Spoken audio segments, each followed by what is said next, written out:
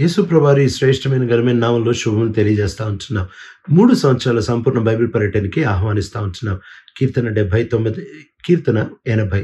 ఈ 2 కీర్తనలు కూడా జాతీయ కీర్తనలుగా పాడేవాళ్ళు. ఎందుకు అనంటే ఆ దేశంపై జరిగిన విపత్తు, దాడి, ప్రత్యేకంగా క్రీస్తు పూర్వము 586 సంవత్సరం, క్రీస్తు శకము 70 సంవత్సరం, ఈ 2 సంవత్సరాల్లో జరిగిన ఈ దాడులను వాళ్ళు జ్ఞాపకం చేసుకుంటూ, వాళ్ళు హెచ్చరించబడ్డానికి ఈ కీర్తనలు ఆ దాడుల్ని జ్ఞాపకం చేసుకుంటూ వీరు పాడేవారిగా ఉంటారు. అంతేకాకుండా వీళ్ళు దేవుని యొక్క ఆ నామమును వీళ్ళు తీసుకొని వచ్చిన అపకీర్తిని వీళ్ళు గుర్తు చేసుకొని పశ్చాత్తాపంతో పాడే కీర్తనలుగా మనం చూడొచ్చు. అందుకని ఎజెకియెల్ గ్రంథం 36వ అధ్యాయం 20వ వచనంలో వాళ్ళు ఎక్కడికి వెళ్ళినా నా యొక్క పరిశుద్ధమైన నామంను వాళ్ళు తృణీకరించి గేలి చేస్తా వచ్చారు.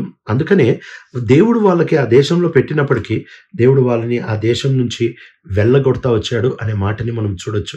ఈ 79వ కీర్తన మొదటి వచనంలో మనం చూసినట్లయితే దేవుడు తాను సృజించుకున్న లేక తాను పిలుచుకున్న తన సొంత ప్రజలు వాళ్ళు ఆ దేశమును, ఆ మందిరమును, యెరూషలేము శత్రువుల చేతికి అప్పగించుకొని పాడైపోయే పరిస్థితికి వచ్చేస్తా వచ్చారు. ఎందుకు పాడైపోయే పరిస్థితికి వచ్చేస్తా వచ్చారు అని అంటే, ప్రభు వాళ్ళకి ముందే చెబుతా వచ్చాడు, ఇదిగో మీరు గనక జాగ్రత్త పడకపోతే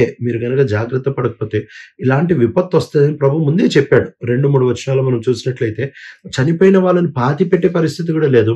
చనిపోయే వాళ్ళకి ఒక మర్యాద, ఆ శవానికి ఇచ్చే అంతిమ సంస్కారము కూడా ఇచ్చే ఆస్కారము లేదు అనే ఆ సందర్భాన్ని ఇక్కడ 79వ కీర్తనలో రాయడం మనం చూడొచ్చు. దీన్ని వాళ్ళు ఇంకా కాలానికి రాకమునిపే, ఇంకా వాళ్ళు ఆ వాగ్దాన దేశంలో కాలు పెట్టకమునిపే ప్రభు హెచ్చరికగా ద్వితీయోపదేశకాండం 28వ అధ్యాయంలో దేవుడు ఆశీర్వాదాలు, శాపాలు పలికేటప్పుడు ఆ శాపంను కూడా ఆయన చాలా స్పష్టంగా పలికి పెడతా వచ్చాడు. 28 ద్వితీయోపదేశకాండం 26వ వచనంలో మనం చూసినట్లయితే, మీ యొక్క కళేబరములు పక్షులకి, ఆ తర్వాత క్రూర మృగాలకి, అడవి జంతువులకి అవి పారవేయబడతాయి కళేబరాలు. అంతేకాకుండా వాటిని వెళ్ళగొట్టేవాడు ఎవడు ఉండడు. తిరిగి ఇదే హెచ్చరికని ఇప్పుడు ఇక రాజు వస్తున్నాడు, ఇక శత్రువు వచ్చి ఇక వీళ్ళని చెర పట్టుకుంటాడు, నాశనం చేస్తాడు అనే కొంచెం ముందు ఇర్మియా ఇదే మాటలు రాస్తా ఉంటున్నాడు. ఇర్మియా గ్రంథం 7వ అధ్యాయం 33వ వచనంలో ఆ ప్రజలు వాళ్ళు నేల మట్టమైపోతారు, కళేబరాలు ఆకాశ పక్షులు, ఆ తర్వాత అడవి జంతువులు కి ఆహారం అయిపోతాయి. ఎవ్వరు కూడా బతికొండరు, వాటిల్ని ఆ ప్రాణులను వెలగొట్టడానికి ఎవ్వరూ మిగలరు అని చెప్తా ఉంటున్నారు. అంతేకాకుండా ఇదే ఇర్మియా గ్రంథం 8వ అధ్యాయం 2వ వచనంలో ఆయన వాళ్ళని సూర్యుడికి, చంద్రుడికి, నక్షత్రాల ముందు వాళ్ళని బట్టబయలు చేసి అలానే పారేస్తారు. వాళ్ళు ఆ సూర్యుడిని, చంద్రుడిని కొలిసారు కదా, వాళ్ళు దేనికైతే వాళ్ళ మద్దతుని చూపిస్తా వచ్చారో, దేన్నైతే ఆరాధిస్తా వచ్చారో, దేన్నైతే వాళ్ళు గైడెన్స్ లేకపోతే మార్గదర్శకత్వాన్ని కోరుకుంటూ వచ్చారో, దాని ముందే వీళ్ళని గేలిపాలు చేసేస్తాను, వీళ్ళు సమకూర్చబడరు, వీళ్ళు మరలా పాతి పెట్టబడరు, వీళ్ళు ఎరువులాగా ఉపయోగించబడతారు అని 8:2 ఇర్మియాలో రాస్తా ఉంటున్నాడు. 9వ అధ్యాయం ఇర్మియా గ్రంథము 22వ వచనంలో, ఇర్మియా గ్రంథం 9వ అధ్యాయం 22వ వచనంలో, నీ కుమార్తెలకి, నీ ఇరుగు పొరుగు వారికి చెప్పు, ఆ జనుల కళేబరాలు అంతటా ఎరువలే చెదరగొట్టబడి ఉంటుంది ఆ పొలంలో.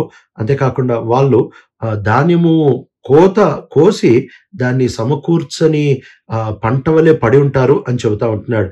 కాబట్టి ఇలాంటి భయంకరమైన పరిస్థితి ఎందుకు వచ్చింది అని అంటే, వాళ్ళు దేవుడిని తృణీకరించినందుకే. అయితే ఈ కీర్తనలో వాళ్ళ భయంకర పరిస్థితి, దేవుని ఉగ్రత గురించి రాస్తూ ఇదే కీర్తనలో మళ్ళీ దేవుని కనికరం కోరుకుంటూ ఒక ప్రార్థన కూడా రాస్తా ఉంటున్నారు. మెట్టుకి మన ధైర్యం ఇదే, మనము మన నైజం బట్టి ఎంత చెడిపోయిన వారం అయినప్పటికీ ఆయన తన కృపని బట్టి మరలా సమకూరుస్తాడు అనేదే మన ధైర్యము. వాళ్ళు 9వ వచనంలో, కీర్తన 79 9వ వచనంలో అంటున్నారు, ప్రభా మాకు సహాయం చేయి, రక్షక మాకు సహాయం చేయి ప్రభా, నీ నామ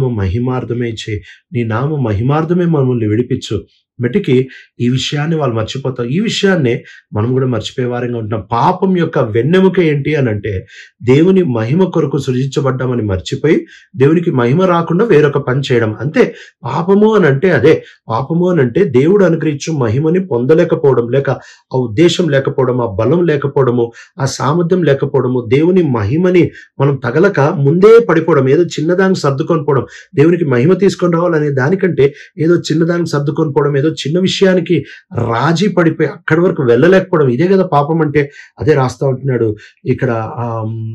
మేము సృజించబడిందే నీ మహిమ కోసము, కాబట్టి నీ మహిమ కోసం మేము సృజించబడినప్పుడు వేరే ఏ పని చేసినా అది మా క్షేమం కాదు, వేరే ఏ పని చేసినా అది సార్థకం కాదు, వేరే ఏ పని చేసినా అది తృప్తి రాదు, వేరే ఏ పని చేసినా దేవుని ఎట అది దోషమే. మనం సృజించబడింది ఆ ఒక్క కారణం కొరకే. రోమీయులకు రాసిన పత్రిక 11వ అధ్యాయం చివరి 2-3 వచనాలు ఆయన చెప్తున్నాడు, సమస్తమైన మహిమ కొరకు సృజించబడతా వచ్చింది. దేవుడు ఏ పని చేసినా కూడా ఆయన మహిమ కొరకే చేస్తాడు అనే విషయాన్ని మనం మర్చిపోకూడదు. దేవుడు ఎవ్వరి కోసం పనిచేసేవాడు కాదు. ఆయన పనిచేస్తే ఆయన మహిమ కోసమే పనిచేస్తాడు. కనుక ఏ నాటికైనా మనము దేవుని మహిమ ని గుర్తుపెట్టుకొని ఆ మహిమ కోసమే మనం పనిచేసే వారిగా ఉండాలి. ఎప్పుడైతే వీళ్ళు ఇలా మొరపెడతా ఉంటున్నారో చివరికి వచ్చేటప్పుడు అంటున్నారు, ప్రభా నీ మహిమ కోసమే నువ్వు పనిచేసి మమ్మల్ని విడిపించు. అప్పుడు 13వ వచనంలో అంటున్నాడు, అప్పుడు నీ ప్రజలైన మేము నీ యొక్క గుంపులో, నీ యొక్క మందలో ఉంటున్న గొర్రెలుగా ఉంటున్న మేము నిత్యము నీ నామాన్ని కొనియాడి తరతరముల వరకు నిన్ను పూజిస్తాము, తరతరముల వరకు నీ నామాన్ని హెచ్చు చేస్తామని చెప్తా ఉంటున్నారు. మెట్టుకి ఇది ఇశ్రాయేలీల యొక్క విన్నపమై ఉంటుంది. కనుక వాళ్ళ విజ్ఞాపన ఏంటి అనంటే, ఒకటి వాళ్ళు శత్రువుని నాశనం చేయమని అడుగుతున్నారు, 2 వాళ్ళని క్షమించమని అడుగుతున్నారు. అయితే కొత్త నిబంధనకు వచ్చేటప్పటికి ఈ విషయం మారిపోవడం మనం చూడొచ్చు. కొత్త నిబంధనలో మనము శత్రువుల యొక్క నాశనాన్ని కోరుకునే వారం కాదు, కానీ మనము వారి యొక్క క్షమాపణని కోరుకునే వారం. అదే మార్కు సువార్త 11:25 వచనంలో వచ్చినప్పుడు మనం ఏదో పోయి బలర్పించేటప్పుడు ఒకవేళ మన సహోదరునితో ఏదన్నా మనకి సరిగ్గా లేదు అని అన్నప్పుడు మనము వెళ్ళి తండ్రి వాళ్ళు ఏం చేయొచ్చునో వారు ఎరగరు, వారిని క్షమించు ప్రభా అని చెప్పి ప్రార్థన చేసేవారిగా ఉండాలి. కనుక మనము ఇంకొకళ్ళ క్షమాపణ కొరకు ప్రార్థన చేయమని చెప్తా ఉంటున్నాడు. రోమీయులకు రాసిన పత్రిక 12వ అధ్యాయం 19 నుంచి 21 వరకు మనం చూసినట్లయితే ప్రతీకారం తీర్చుకునే పని దేవుంది. కాబట్టి మన పని ఏంటంటే వాడికి శత్రువు దాహం వేస్తే నీళ్ళు ఇవ్వాలి, ఆకలేస్తే భోజనం పెట్టాలి. తద్వారా మనము కీడుని మంచితో జయించవచ్చు అని చెప్తాను. ఇది కొత్త నిబంధన సామర్థ్యం, కొత్త నిబంధన మనస్సు. కనుక పాత నిబంధన ఈ మనస్సు పెద్దగా మనకు కనపడదు, కానీ కొత్త నిబంధనలో పరిశుద్ధాత్మ దేవుడు మన లోపలికి వచ్చి ఇలాంటి క్షమాపణ యేసు ప్రభువారు మనకి సాధించి ఇచ్చిన కారణాన్ని బట్టి మనము ఇలాంటి అనుభవంలోనికి రాగలిగిన వారమై ఉంటున్నాం. ఇలాంటి మనసుతో మనము ప్రేమించి మనము క్షమించగలిగి ఉండాలి. యేసు ప్రభువారు తప్ప ఈ సామర్థ్యం మనలో నుంచి పుట్టేది కాదు. మనం ఎప్పుడు నేను బాగుండాలి, ఇంకోటి చెడిపోవాలని అనుకుంటాం. కానీ యేసు ప్రభువారు నేను చెడిపోయినా పర్వాలేదు, నేను పాడైపోయినా పర్లేదు, నేను నాశనం అయిపోయినా, నాకు నష్టం వచ్చినా పర్లేదు, ఎదుటివాడు క్షేమంగా. దైవ ప్రేమ, ఈ దైవ ప్రేమని యేసు ప్రభువారు చూపిస్తూ ఉంటున్నారు. 80వ కీర్తన మొదటి 2 వచనాల్లో మనం చూసినట్లయితే ఎఫ్రాయిం, బెంజమిన్, మనస్సే అని రాస్తా వచ్చారు. ఈ 3 గోత్రాలను ఎందుకు రాస్తా వచ్చారు అని అంటే, సంఖ్యాకాండం 2వ అధ్యాయము 17 నుంచి 24 వరకు చూస్తే ఈ యొక్క మందసానికి వెస్ట్ సైడ్ పడమటి వైపు ఈ 3 గోత్రాలు ఎఫ్రాయిము, మనస్సే, బెంజమిన్, ఈ 3 గోత్రాలు ఉన్నట్టు మనం చూడొచ్చు. కనుక ఇక్కడ ఈ 3 గోత్రాలు వాళ్ళు ఒకవైపు ఉంటున్నారు.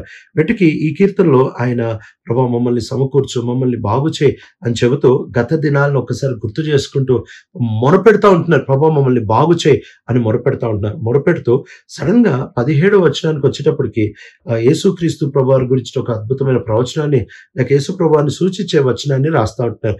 ప్రభా నీ హస్తము నీ కుడి పక్కన ఉంటున్న ఆ మనిషి మీద పెట్టు, ఆ నరపుత్రుడిని నీవు నీకోసమే లేపుకున్నావు, తద్వారా అప్పుడు మేము నీకు వేరుగా వెళ్ళిపోము, మేము నీ నామాన్ని మొరపెడతాము, మేము తిరిగి సమకూర్చబడతాం.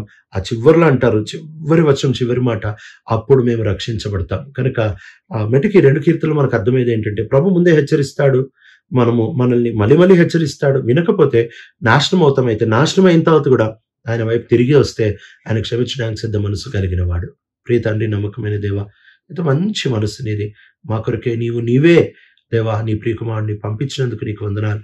దేవా మేము అడగక మునిపే, మేము అడగలేని స్థితిలో ఉన్నప్పుడు కూడా దేవా మేము యోగ్యులం కాకపోయినప్పటికీ, నీకు అక్కరకి లేకపోయినప్పటికీ దేవా నీవు కనికరం బట్టి మమ్మల్ని దృష్టించినందుకు వందనాలు చెల్లిస్తూ ఎప్పటికీ దేవా నీ ప్రియకుమారుని జ్ఞాపకం చేసుకునే జీవించే కృపను అనుగ్రహిస్తున్నాను. యేసు ప్రభు నామములో అడుగుతున్నాం తండ్రి, ఆమేన్.